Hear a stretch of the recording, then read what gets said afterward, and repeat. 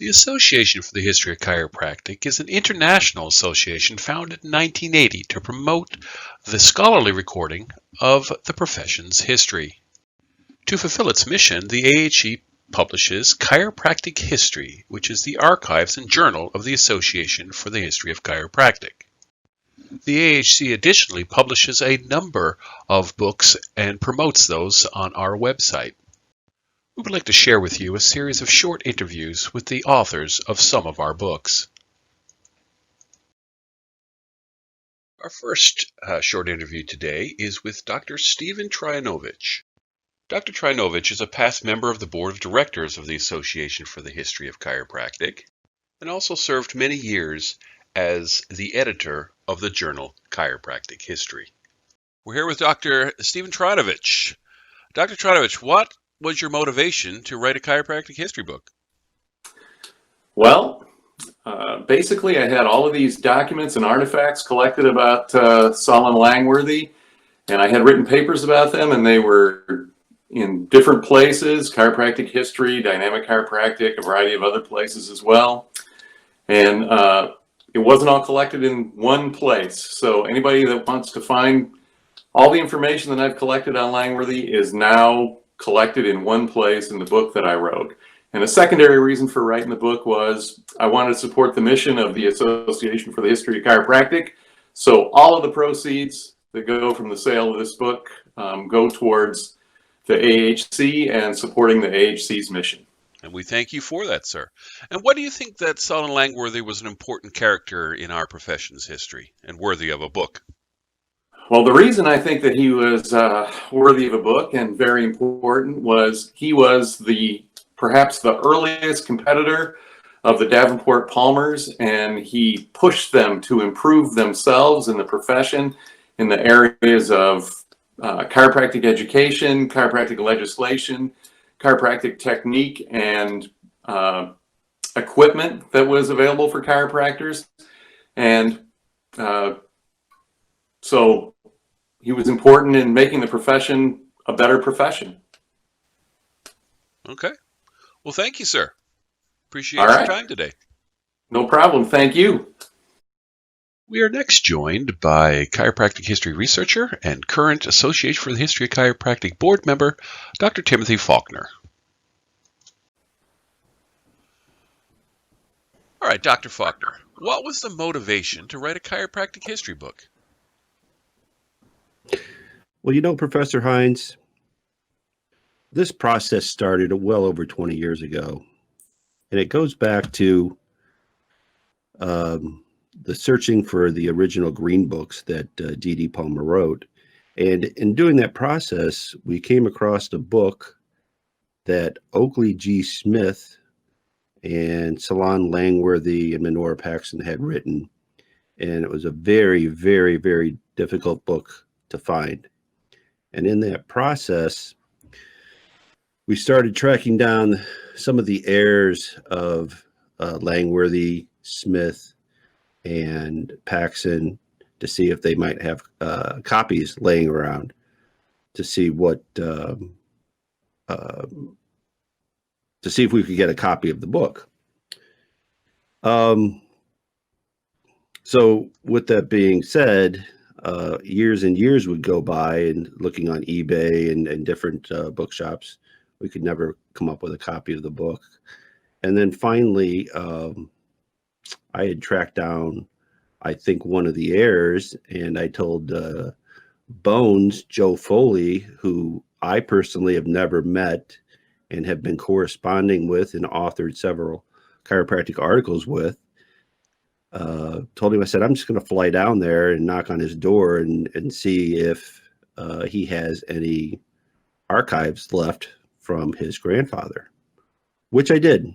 And it was in Southwest Texas, in the middle of, there's not much around there.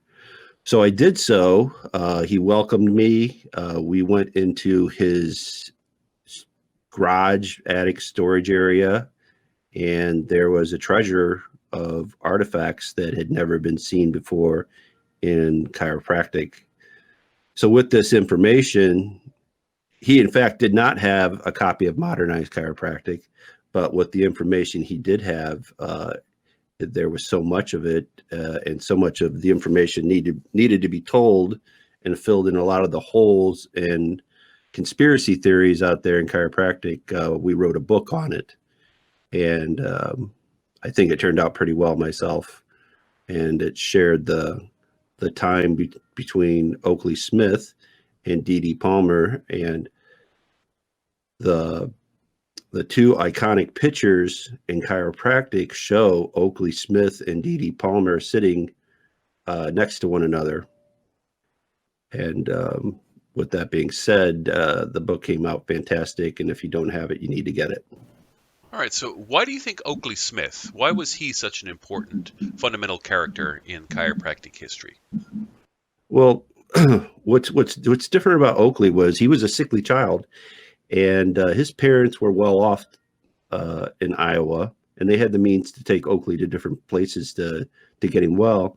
They actually took him to Kirksville to the osteopathic hospital, didn't get any help, and then they heard about D.D. Palmer, and they took him to the D.D. Palmer Infirmary in Davenport, and he spent 6 months there and did so well, he stayed on and became a student in January 1899, and he stayed another 6 months before he got his diploma, which back then was an extremely long time, as some or most of the new students at that time got diplomas anywhere from 1 day to 3 days to 4 weeks. And if you read the book, you'll find out that Dee was very fond of him. Our last interview is with Dr. Alana Callender. Alana is a past president and past executive director of the Association for the History of Chiropractic, and is a current associate editor for the journal Chiropractic History. She was also the 2017 recipient of the Lee Homewood Award, the association's highest honor. And now we're joined by Dr. Alana Callender to talk about her book on Mabel Palmer. Dr. Callender, why did you write a book? Well, I didn't really ever start out to write a book. I started out to write an article. And the reason I did that was Dr. Jerry McAndrews, who was president of Palmer, back when I started in the 1980s, required that all faculty would do research and aim towards publication. And since I was not a chiropractor, I started doing historical research, and Mabel Palmer appealed to me for a couple of reasons. The first, her name was Mabel, as my grandmother's is, and they were about the same age. It was an era that I found very interesting. And as far as I could tell at that point, no one had ever written anything at all about Mabel Palmer. So my first published article was in the 1984 issue of Chiropractic History, and it was a short article on Mabel Palmer. Okay, so what do you think Mabel Palmer is such a worthy person to write a book? Because it's my understanding that this is a many year project for you. So why did you feel that Mabel Palmer was, should be the focus? I think she was underrepresented in chiropractic history. In fact, she seemed to be forgotten, and everything that was remembered about her, the more research I did, the more I found out that it was wrong. So I started just keeping notes and photocopies and pictures. And yes, it was an arduous task, a little over 30 years. Her involvement with the chiropractic profession, everyone knows she wrote a textbook and that she taught at the school, but she didn't teach at the school for a very long time. However, she continued to be a motivational speaker along with her husband for most of her career, something that I think has been forgotten. Her family brought a lot more to the Palmer School than BJ's did. BJ's son and his father were involved. Mabel's son, her father, her brother, her sister two nephews, a first cousin, and a first cousin-in-law were all part of the early Palmer School. So her family had a very, very strong influence on the early Palmer School and were instrumental in keeping it alive, I would guess, during the early years. So that was her role in the chiropractic profession. And then she was a worldwide ambassador for the profession. First of all, locally in Davenport civic circles, she was involved in Lend a Hand. She was not one of the founders, as was reported. She would have been 3 years old when it was founded. So she could have been, very creative at a young age, but she was on their board for many years. Her main involvement was with a group called the Quota Club, which was a women's knockoff, I guess, of the Kiwanis, because women were not allowed to be in Kiwanis at the time. And not only did she become a local leader in that, but she became the international president. She founded chapters in Australia and in Canada. She was so involved in civic organizations that the governor of Iowa made her the Iowa representative to the Women's World's Fair in the 1930s. So much, much more influential in civic things, which spread chiropractic throughout the world by grace. In addition to the titles discussed, the association has other great books available for purchase on our website. These include Prairie Thunder by William Rem, which is a great book about the Dr. Leo Spears Hospital in Colorado. A History of Chiropractic Education in North America by Keating, Callender, and Cleveland. This is a definitive tome on the history of chiropractic education in North America. BJ of Davenport by Dr. Joseph Keating, and it's his take on the history of the developer of chiropractic.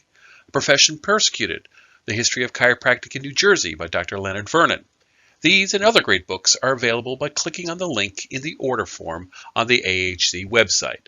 Note, there is a substantial discount for association members.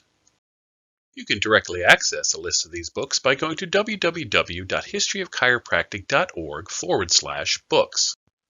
Chiropractichistory.com will also take you to our website. If you have any questions on arranging payment for your books or to become a member of the AHC, please don't hesitate to contact me, Roger Hines, the Executive Director at the AHC at ahc1895@gmail.com.